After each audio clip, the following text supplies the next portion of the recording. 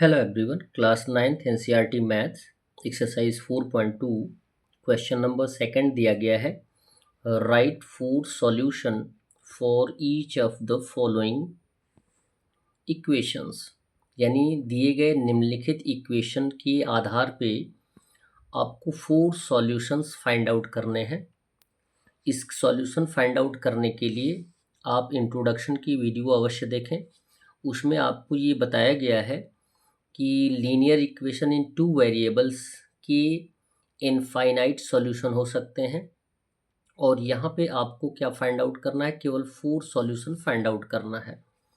Four solution find out करने का means है किसी एक वेरिएबल का हम वैल्यू मान लेते हैं तो दूसरे का वैल्यू ऑटोमेटिक सॉल्यूशन के द्वारा इक्वेशन के आधार पे हम फाइंड आउट कर सकते हैं। यहाँ पे हम एक टेबल तैयार करेंगे जिसमें एक पार्ट होगा x का और दूसरा पार्ट होगा y का। यहाँ पे हमने क्या किया है, x का वैल्यू लेट किया है 0। पहले यहाँ देखें, लेट x इक्वल 0 माना कि x का वैल्यू हमने 0 ले लिया, तो x के सामने 0 रखेंगे और ये हो जाएगा आपका।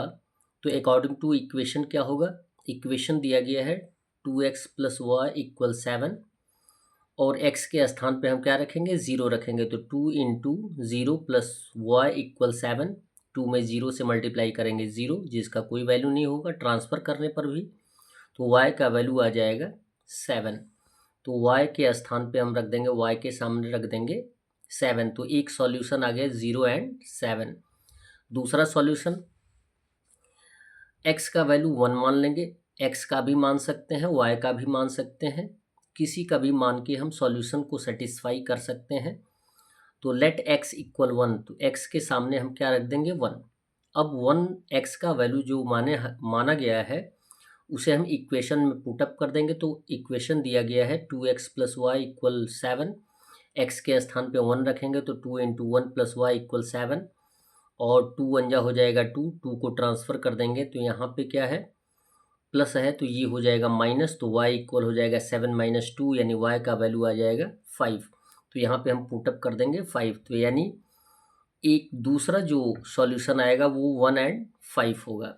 y का वैल्यू मान के देखें, y का वैल्यू माना गया है लेट y = 1, तो y के सामने हम 1 पुटअप कर देंगे और y के स्थान पे हम 1 रखेंगे भी। तो इक्वेशन दिया गया है 2x + y = 7, 2x + y का वैल्यू 7 और 1 = 7, 1 को ट्रांसफ़र कर देंगे तो यहाँ पे माइनस हो जाएगा, तो 2x इक्वल हो जाएगा 7 - 1 6।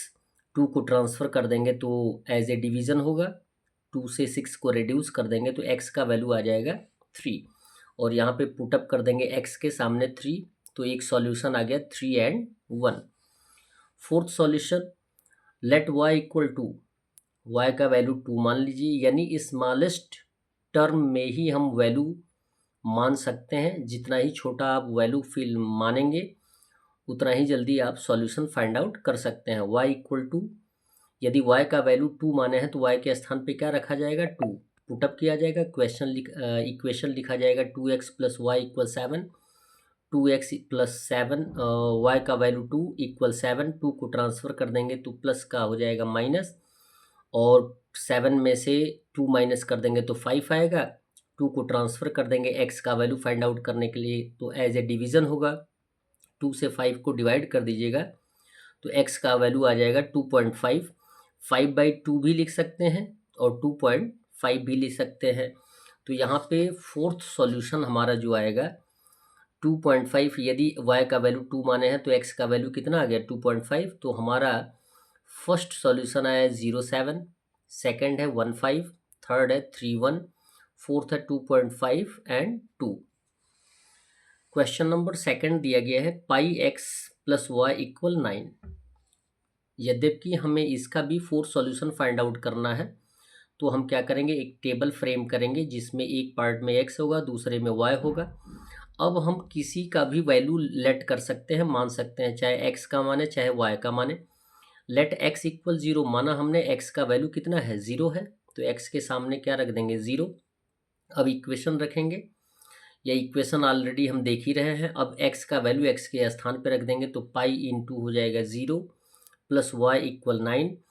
पाई में यानी किसी भी नंबर में 0 से मल्टीप्लाई करते हैं तो 0 ही आता है, जिसको ट्रांसफ़र करने पर भी वैल्यू नहीं आएगा कुछ, या वैल्यू में कोई चेंजिंग नहीं आएगी। तो y इक्वल कितना हो जाएगा 9, तो y के सामने रख देंगे 9। तो फर्स्ट सॉल्यूशन हमारा आया 0 और 9।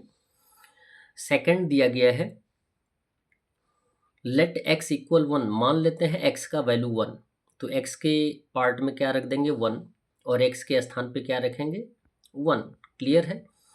अब x इंटू 1 कितना होता है, सॉरी पाई इंटू 1 कितना हो जाएगा, पाई प्लस वाई इक्वल 9। पाई को ट्रांसफ़र कर देंगे तो ये हो जाएगा y इक्वल, यहाँ प्लस है तो ये हो जाएगा माइनस, यानी y इक्वल हो जाएगा 9 माइनस पाई। तो दूसरा सॉल्यूशन हमारा आ गया 1 and 9 minus pi. Third solution हमें फाइंड आउट करना है। तो अभी तक तो हमने x का वैल्यू माना है, y का भी वैल्यू मान लें। लेट y इक्वल 2, तो y के पार्ट में क्या रख देंगे 2 और y के स्थान पे क्या रखेंगे 2।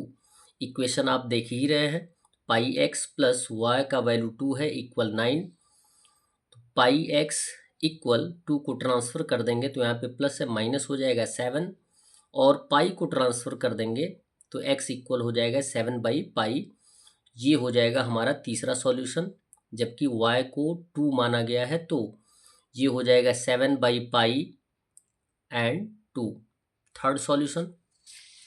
फोर्थ सॉल्यूशन है y को लेट किया गया है, y इक्वल 0 मान लेते हैं कि y का वैल्यू 0 है, तो y के टेबल में या y के सामने 0 रखेंगे और y के स्थान पर 0 रखेंगे। इक्वेशन क्या दिया गया है, पाई एक्स प्लस वाई इक्वल 0, तो y के स्थान पे 0 रखेंगे जिसको हमने लेट किया है, और 0 का कोई वैल्यू नहीं है, प्लस 0।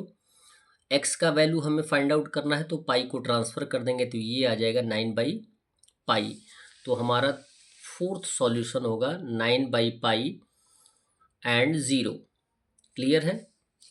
थर्ड क्वेश्चन दिया गया है x equal 4y, x equal 4y। अब जबकि हमें 4 सॉल्यूशन फाइंड आउट करना है तो टेबल फ्रेम कर लेंगे x और y का 2 पार्ट में।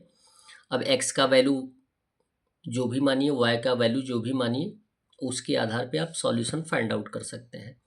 हमने यहाँ पे किसको लेट किया है, y को लेट किया है। लेट y इक्वल 0, तो y के सामने 0 आएगा और y के स्थान पे क्या आएगा 0। इक्वेशन दिया गया x इक्वल 4y, y के स्थान पे 0, यानी x इक्वल हो जाएगा 4 इंटू 0। मल्टीप्लाई करेंगे तो x इक्वल 0 ही आएगा, तो x के सामने भी हम 0 रख देंगे, यानी फर्स्ट सॉल्यूशन आ गया 0 एंड 0। फिर y इक्वल 1 मानेंगे तो y के सामने 1 रखेंगे और y के स्थान पे भी 1 रखेंगे, तो x इक्वल 4y ये इक्वेशन दिया गया है।